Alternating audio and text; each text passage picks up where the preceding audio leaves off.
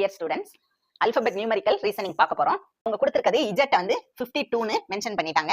அதே மாதிரி cat க்கு வந்து 48 னு கொடுத்துட்டு bat க்கு என்ன வரும்னு கேட்டிருக்காங்க.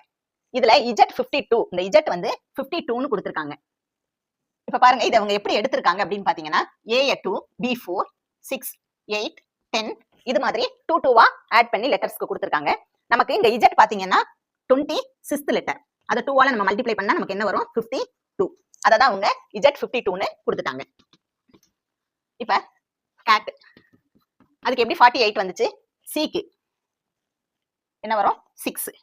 அதே மாதிரி a2 இந்த t வந்து எத்தனாவது லெட்டர் ஆல்பபெட்ல 20. அப்ப 20 into 2 40 40. இத எல்லாத்தையும் என்ன செஞ்சிருக்காங்க கூட்டி இருக்காங்க. 6 plus 2 8 8 plus 40 48. பேட்டுக்கு என்ன ஆன்சர் வரும்னு கமெண்ட்ல சொல்லுங்க.